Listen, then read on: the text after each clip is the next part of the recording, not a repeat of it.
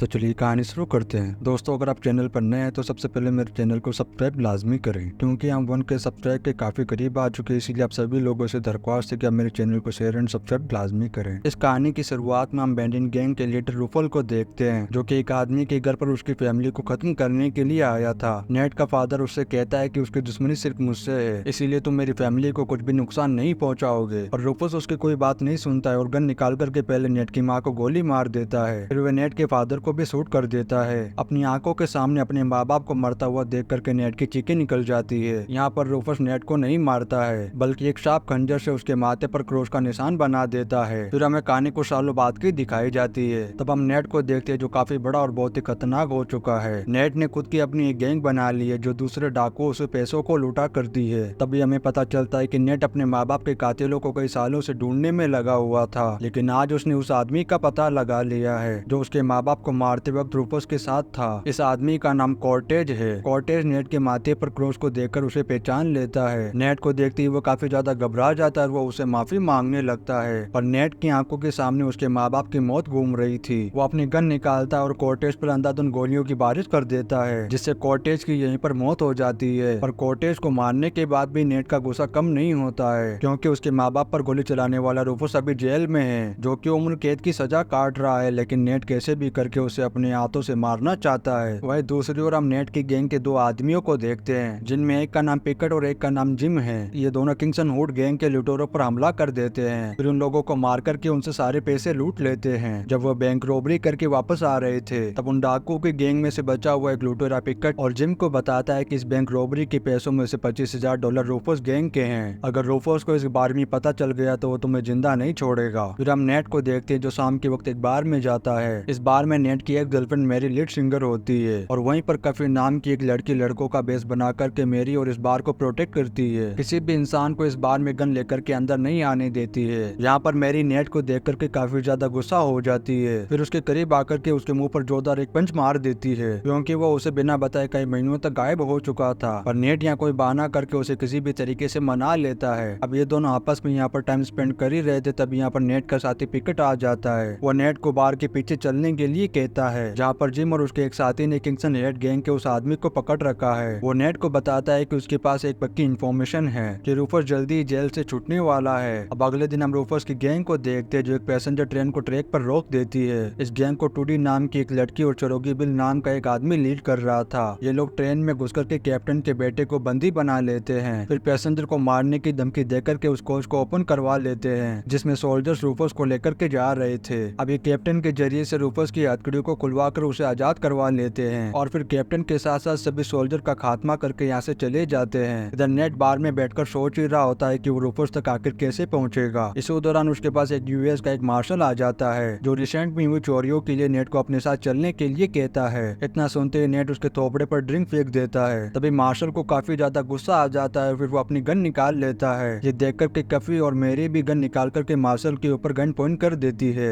लेकिन net Mary के बार में किसी भी तरीके का खून खराबा नहीं करना चाहता था, इसीलिए वो मार्शल के साथ पुलिस स्टेशन जाने के लिए तैयार हो जाता है। इधर हम रूफस को देखते हैं, जो अपने साथियों के साथ अपने पुराने शहर रेडवुड पहुंचता है। यहाँ पर उसका सामना उसी के एक पुराने साथी वैली से होता है, जो कि अब वो एक पुलिस वाला है और रेडवुड शहर के सारे पैसों को सिर्फ ये अपने ही ऊपर खर्च करता है। अब वैली आकर के रूफस को कॉम्बैट के लिए चैलेंज करता है। फिर देखते ही देखते इन दोनों के बीच फाइट शुरू हो जाती है। रूफस वैली को काफी बुरी तरीके से मारता है और उसके चांदी के दांत भी तोड़ देता है, जिन्हें वो बार बार फ्लॉन्ट किया करता था। फिर वो वैली से कहता है कि शेर को हमेशा के लिए छोड़कर चले जाना, नहीं तो साले हरामजादे को जिंदा जमीन में गाड़ दूंगा। इधर मार्शल कुछ दूर जाते ही नेट को छोड़ देता है, क्योंकि इन दोनों ने उस बार में जानबूझकर अरेस्ट करने का नाटक किया था, ताकि नेट के साथी रूफस को मारने में उसके साथी उसके साथ चलने की जिद ना करे। लेकिन वो सभी लोग भी इनका पीछा करते हुए इनके पास पहुंच जाते हैं और इनके साथ रेडवुड सिटी जाकर रूफस को मारने के लिए कहते हैं। नेट यहाँ पर इन सबको समझाता है कि ये उसका पर्सनल मैटर है और रूफस के साथ उनकी लड़ाई में जान भी जा सकती है, लेकिन पिकट, जिम, मैरी और कफी उनकी कोई भी बात नहीं सुनते हैं। अब ये सभी रूफस को मारने के लिए रेडवुड शहर की तरफ निकल पड़ते हैं। इधर रूफस ने भी इस पूरे शहर पर अपना कब्जा जमा लिया था, सभी बिजनेस और सिटीजन पर हैवी टैक्स भी लगा दिए थे, और जो कोई भी उससे इस बारे में सवाल करने लगता है वो उसे बगैर जवाब दिए गोली मारकर जान से खत्म कर देता है। उधर जिम इस मिशन को लेकर के बहुत ज्यादा एक्साइटेड होता है, क्योंकि उसने पिकेट से सुना था कि चेरोकी अमेरिका का सबसे खतरनाक शार्प शूटर है। तभी रास्ते में इन्हें वैली मिल जाता है, जो इन्हें बताता है कि रूफस ने रेडवुड रेडवुड शेड को अपने कब्जे में ले लिया है और उसे जल्दी काफी सारे पैसों की अब जरूरत भी पड़ने वाली है। ये सुनकर मैरी नेट से कहती है कि हमें इस मौके का फायदा उठाना चाहिए और मैं एक बार बिजनेस का प्रपोजल लेकर रूफस से मिलने के लिए रेडवुड शहर जाऊंगी। लेकिन नेट उसे अकेले वहाँ जाने से मना करता है। तब मैरी उससे कहती है कि हम जिस शहर पर हमला करने वाले हैं हमें उस शहर के इंटीरियर और हथियारों के बारे में जानकारी होनी चाहिए। फिर मैरी अकेले रेडवुड शहर पहुंच जाती है। वहाँ पर वो ट्यूडी से मिलती है और ऐसा ही एक बार ओपन करने के लिए कहती है। साथ ही वो उसे पार्टनरशिप का ऑफर भी देती है। लेकिन ट्यूडी बहुत ही चालाक और होशियार होती है, इसीलिए वो उसकी बातों में नहीं आती है और उसके सर पर एक जोरदार वार करके उसे बेहोश करके उसे बंदी बना लेती है। ये सोचकर कि उसके दूसरे साथी उसे ढूंढने के लिए यहाँ पर जरूर आएंगे। और होता भी ऐसा ही है। जब मैरी वापस नहीं आती है तो नेट और उसके साथी उसे ढूंढने के लिए रेडवुड शहर पहुंच जाते हैं। तभी हम देखते हैं कि नेट के सामने रूफस की पूरी गैंग आ जाती है। अब यहाँ पर जिम के सामने भी एक बेहतरीन मौका था अपने आप को चेरोक्यूबिल से बेहतर साबित करने का। तभी यहाँ पर ट्यूडी मैरी को जान से मारने की धमकी देती है और सबको हथियार नीचे फेंकने के लिए कहती है। तब नेट मैरी की जान बचाने के लिए हथियार नीचे डाल देता है। अब ये लोग नेट को बंदी बना करके उसे टॉर्चर करना शुरू कर देते हैं। तभी रूफस नेट से कहता है कि तुम्हारे पास हमारे $25,000 हैं और अब तुम्हें उन पैसों में 10,000 इंटरेस्ट ऐड करके कल तक हमें देने होंगे, वरना मैरी को हम जान से मार देंगे। अब एक दिन में इतने सारे पैसों का इंतजाम करना ये नेट के लिए काफी मुश्किल काम था। अब इसके लिए नेट कफी को अपने साथ लेकर के एक बैंक लूटने के लिए लेकर जाता है। यहाँ कफी भी पहली बार लड़की की ड्रेस पहन करके नेट के साथ उस बैंक में घुस जाती है। अब ये उस बैंक में बगैर किसी को मारे बड़े ही आसानी से पैसों को लूटकर वहाँ से भाग निकलते हैं। लेकिन नेट को रूफस और उसकी गैंग पर बिल्कुल भी भरोसा नहीं था। उसे पता था कि वो पैसे लेकर भी मैरी को जान से मार देगा। अब ये खतरनाक मैप प्लान बनाकर रेडवुड शहर वापस जाते हैं। फिर ये एक बग्गी में कुछ बैग को रख कर रेडवुड शहर भेजते हैं। तब रूफस के आदमी उसमें रखे हुए बैग्स को चेक करने लगते हैं। जब वो खोल करके देखते हैं तो उन बैग्स में बारूद भरा हुआ था।